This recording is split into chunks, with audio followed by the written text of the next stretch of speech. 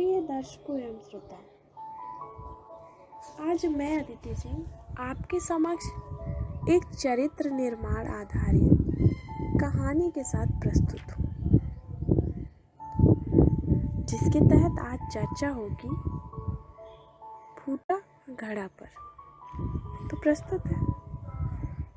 किसी गांव में एक रामू नाम का गरीब किसान रहता था। रामू के पास एक छोटा सा खेत था, जिस पर काम करके उसका गुजारा चलता था।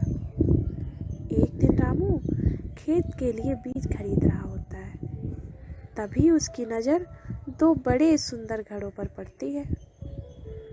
रामू बोलता है, अरे वाह, ये तो बहुत ही बड़े और सुंदर घड़े हैं।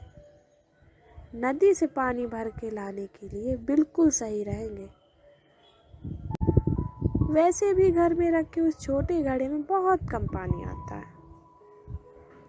रामू बीज की बजाय घड़ी खरीद लेता है और घर की ओर बढ़ते हुए बोलता है कि अरे, आज मुझे तो बड़ी अच्छी चीज़ मिल गई। मुझे अब बिल्कुल भी पानी कम नहीं पड़ेगा। और अगली ही सुबह वह एक बड़े डंडे में दोनों घड़ों को बांध देता है और बेजान कच्चे रास्ते से होता हुआ नदी के पास पहुंचता है। नदी में पहुंचकर दोनों घड़ों में लबालब पानी भर लेता है और गुनगुनाते हुए वापस घर की ओर चल देता है।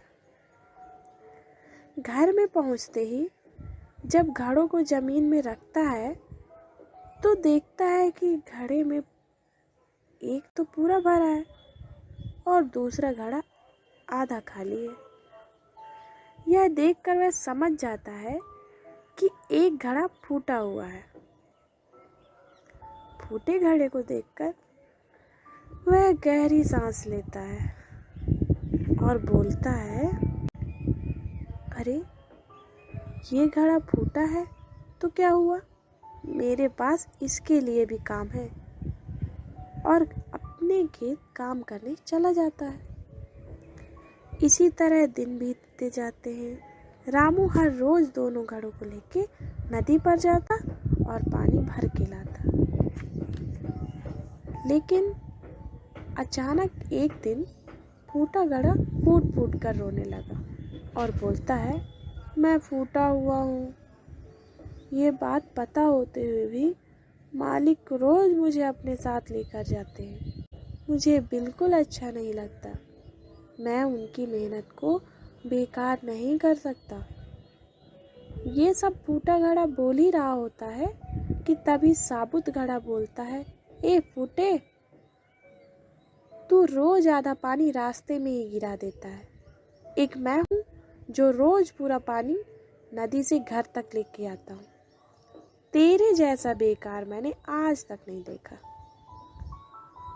अब अगले दिन रामू जब फूटे घड़े को लेकर बांध ही रहा होता है कि तभी फूटा घड़ा बोलता है, मालिक, मैं फूटा हुआ हूँ। आप मुझे रोज लेकर मत जाया करिए। मुझे आप घर ही में छोड़ दें। और रोने लगता है। रामू तुरंत उसकी तरफ प्यार से देखते हुए बोलता है, तुम सिर्फ अपनी बुराई देख रहे हो, पर मैं शुरू से ही तुम्हारी बुराई में छुपी अच्छाई देख रहा हूँ। कोई कमी नहीं है तुम पे। फूटा घड़ा बोलता है, मुझ में कोई अच्छाई नहीं है। आपको मेरी जगह एक दूसरा घड़ा ले लेना चाहिए। तभी मालिक बोलता है, तुम आज मेरे साथ जाते हुए और आते हुए देखना कि रास्ते में कुछ नया हुआ क्या। मुझे भरोसा है कि तुम्हें जरूर खुद से प्यार हो जाएगा।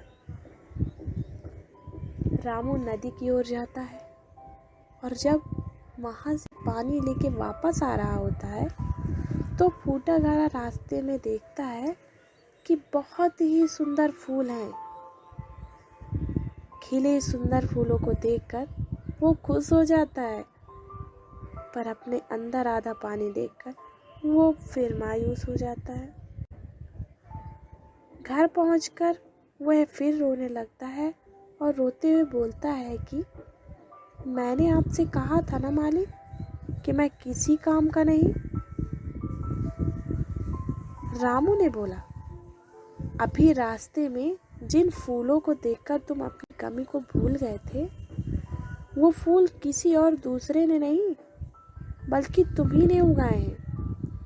हर रोज जब नदी से वापस आते समय तुम्हारा पानी आधा धरती पर गिरता है तो उससे नए नए फूल और बीजों का सृजन हुआ है। तभी फूटा घड़ा बोलता है, क्या सच में मालिक? मालिक बोला, हाँ, जिस शाम मैंने देखा कि पानी आधा रह गया है, मैं समझ गया था कि तुम फूटे हुए हो और मैंने उसी शाम फूलों के बीज बो दिए थे। रोज रोज पानी पाकर वो अंकुरित हो उठे और देखो आज वो बेजान रास्ता कितना सुंदर है, तुम्हारी वजह से। आज वो रास्ता और वहाँ से गुजरने वाले लोग सब खुशनुमा वातावरण को महसूस कर रहे हैं और इससे मेरी मदद भी हो गई। तो फूटा घड़ा बोला, आपकी क्या मदद हुई? दरअसल मैं खेती करने के साथ साथ अब फूलों का भी व्यापार करने लगा हूँ, साथ ही अच्छे बीज भी खरीद सकता हूँ और ये सब तुम्हारी वजह से संभव हो पाया।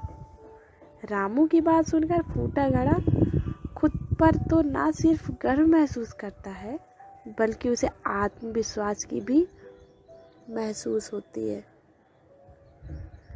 वह और मजबूती के साथ बोलता है, जी मालिक। इस कहानी से हमें ये सीख मिलती है कि हमें कभी भी किसी की कमी का मजाक नहीं बनाना चाहिए बल्कि उसमें छुपे हुनर और उस अच्छाई का परिचय कराना चाहिए।